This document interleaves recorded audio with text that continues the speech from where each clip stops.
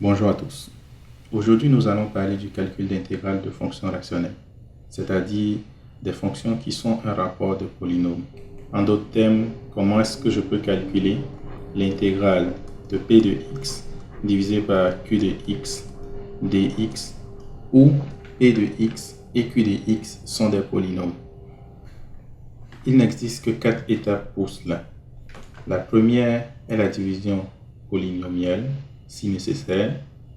La seconde est la factorisation du dénominateur. La troisième est la décomposition en facteurs partiels ou encore en éléments simples.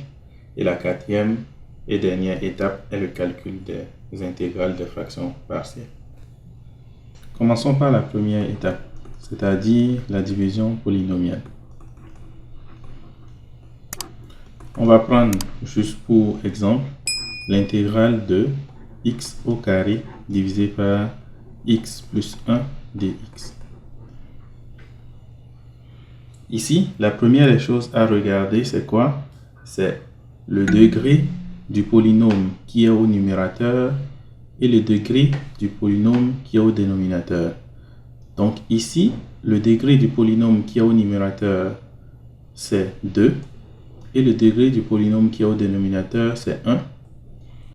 Si le degré de p de x est supérieur ou égal au degré de q de x, alors il faut faire une division polynomiale.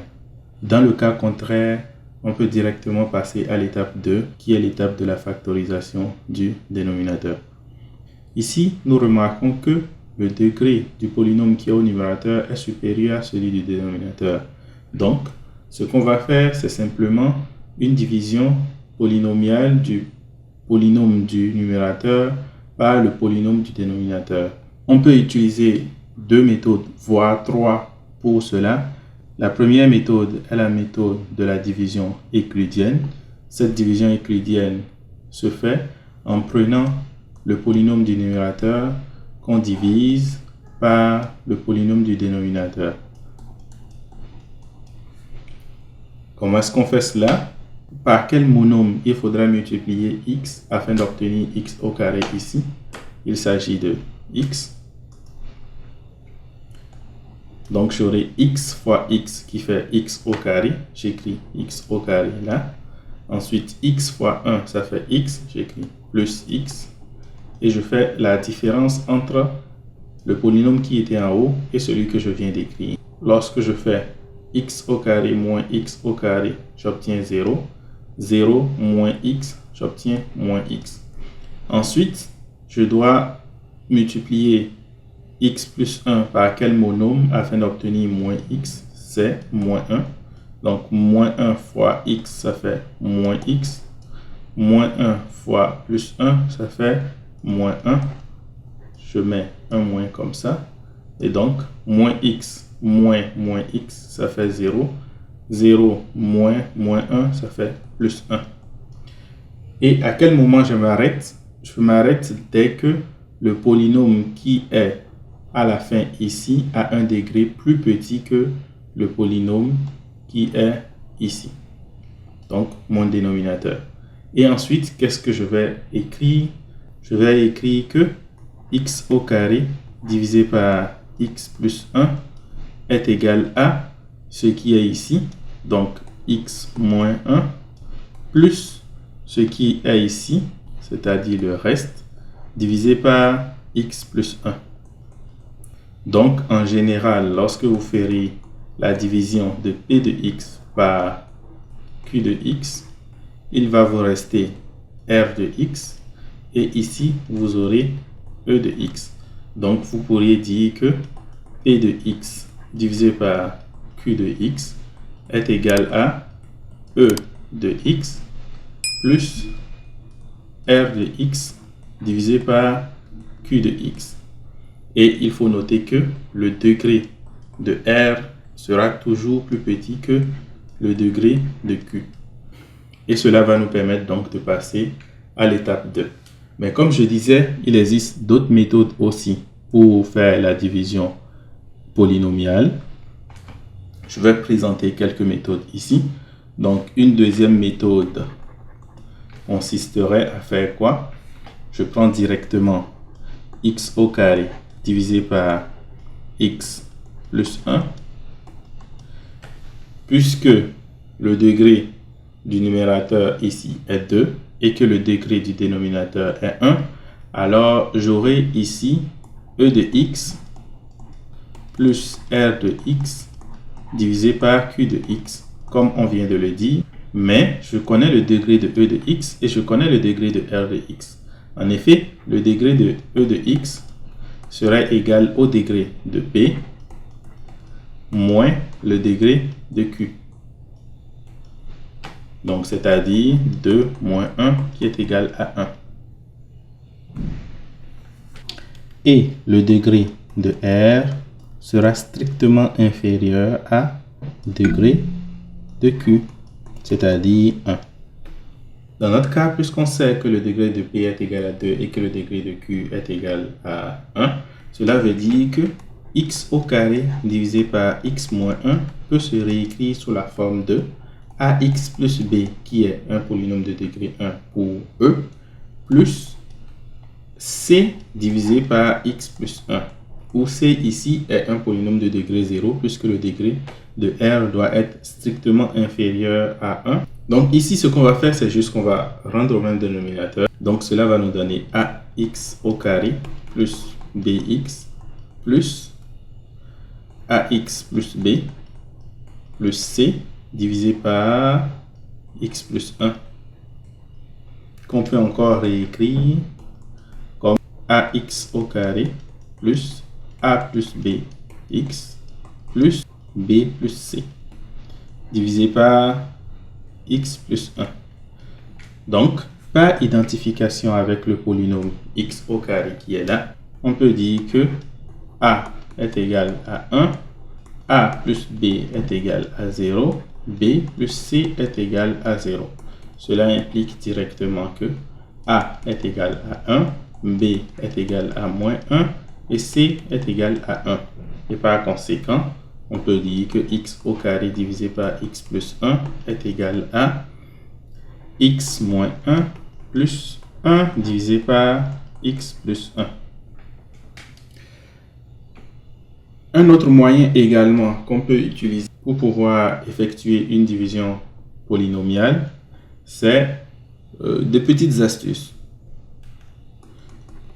En fait, si jamais j'ai x au carré divisé par x plus 1, je peux juste me dire que mon objectif, c'est de simplifier x plus 1. Donc, comment est-ce que je peux obtenir ça? En fait, je sais que, puisque je veux simplifier par x plus 1, x au carré, en lui augmentant moins 1, j'aurais pu obtenir par la formule a au carré moins b au carré est égal à plus b facteur de a moins b. Je peux obtenir x plus 1. Donc, en fait, c'est ce que je vais faire. J'aurai x au carré moins 1 et ensuite, je vais lui ajouter plus 1 afin de pouvoir réobtenir mon x au carré qui était là, que je divise par x plus 1. Donc, je peux réécrire cela sous la forme de x au carré moins 1 divisé par x plus 1 plus 1 divisé par x plus 1. Et puisque x au carré moins 1 est égal à x moins 1 facteur de x plus 1, alors je vois que je peux simplifier. Donc, si jamais je décide de simplifier x plus 1 comme ça, je vais donc obtenir x moins 1 plus 1 divisé par x plus 1. Avec cette méthode, je ne peux pas vous dire qu'il y a une manière directe de le faire. Ça va dépendre en fait de l'observation que vous aurez, des polynômes que vous aurez. Donc, ça va dépendre de votre feeling et puis ça va arriver en vous exerçant. Et probablement que vous remarquerez en fait ces petites astuces-là qui permettent d'aller vraiment très vite. Ce qui est sûr, à la fin de la première étape, vous aurez toujours une situation p de x divisé par q de x serait égal à e de x plus r de x divisé par q de x, où on sait bien sûr que le degré de r est strictement inférieur au degré de q. le polynôme qui est là, e de x, est facilement intégrable. Donc, il n'y a pas de problème avec cela. Le problème arrive à ce niveau. Comment est-ce que je peux intégrer cette partie-là? En d'autres termes, comment est-ce que je peux intégrer 1 divisé par x plus 1? En d'autres termes, comment est-ce que je peux intégrer x divisé par x au carré plus x moins 1? Ainsi de suite. Parce que tous ces exemples que je donne là ont bien sûr le degré du numérateur plus faible que le degré du dénominateur. L'étape suivante, c'est-à-dire la deuxième étape, consiste à factoriser notre dénominateur. Donc, on va juste factoriser q. Ce qu'il faut savoir avec cela, c'est qu'il est toujours possible de factoriser un polynôme en facteurs tels que tous ces facteurs soient de la forme ax plus b à la puissance n et ax au carré plus bx plus c à la puissance n. Ici, dans ce cas, on a b au carré moins 4ac qui est négatif. En d'autres termes, c'est toujours possible de factoriser sous la forme de polynôme de degré 1 et de degré 2 à une certaine puissance. Toujours. Je ne vais pas aller plus en détail dans cette partie parce que je suppose que chacun de nous sait factoriser un polynôme.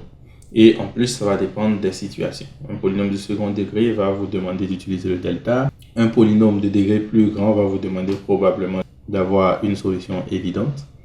Et ainsi de suite. Donc, ça dépendra de la situation. Ça, il n'y a pas d'astuce particulière. Il faut savoir comment factoriser des polynômes. Ensuite, on va passer à l'étape 3 qui est, selon moi, l'étape la plus importante. C'est-à-dire la décomposition en facteurs partiels ou encore en éléments simples.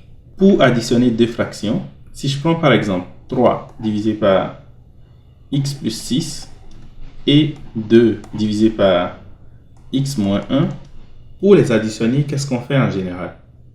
On va rendre cela au même dénominateur en faisant 3 facteurs de x moins 1 plus 2 facteurs de x plus 6 que je divise par x moins 1 facteur de x plus 6. Ce qui va me donner bien évidemment 5x plus 9 divisé par x moins 1 facteur de x plus 6. La troisième étape consiste à faire l'opération inverse. C'est-à-dire quitter un polynôme qui s'écrit sous cette forme à un polynôme qui s'écrit sous cette forme. Mais pourquoi est-ce qu'on veut faire cela? Parce que c'est plus simple pour nous d'intégrer chacune de ces petites fonctions. Et ces petites fonctions-là, c'est elles qu'on appelle fractions partielles. C'est elles qu'on appelle également éléments simples. Donc, à vous de voir comment est-ce que vous voulez les appeler.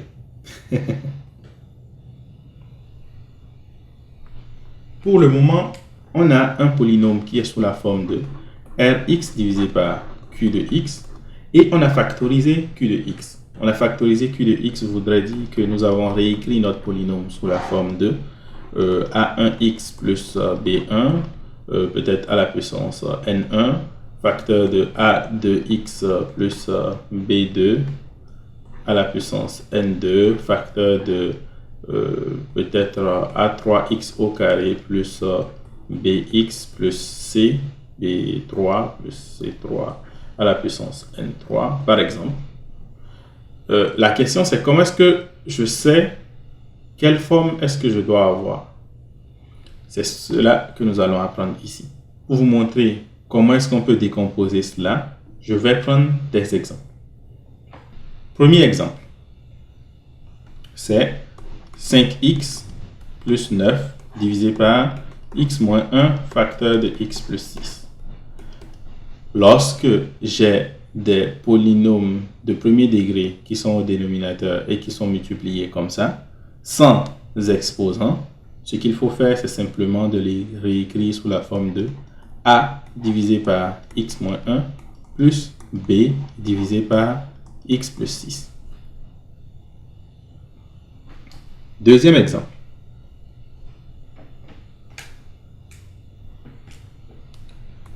3x plus 1 divisé par x moins 1 facteur de x plus 3 au carré. Dans le cas où j'ai des polynômes du premier degré qui sont comme ça, mais il y a un exposant, qu'est-ce qu'il faut faire?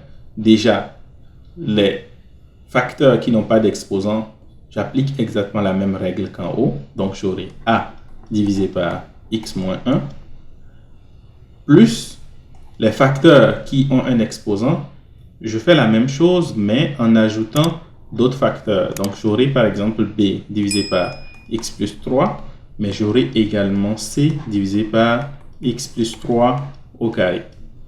Donc, je vais ajouter autant de facteurs en augmentant le degré qu'il n'y a de degrés. Donc, si par exemple, j'avais 3x plus 1 divisé par x plus 1 facteur de x moins 1 à la puissance 5, alors je dois écrire a divisé par x plus 1 plus b divisé par x moins 1 plus c divisé par x moins 1 au carré plus d divisé par x moins 1 à la puissance 3 plus e divisé par x moins 1 à la puissance 4 plus f divisé par x moins 1 à la puissance 5.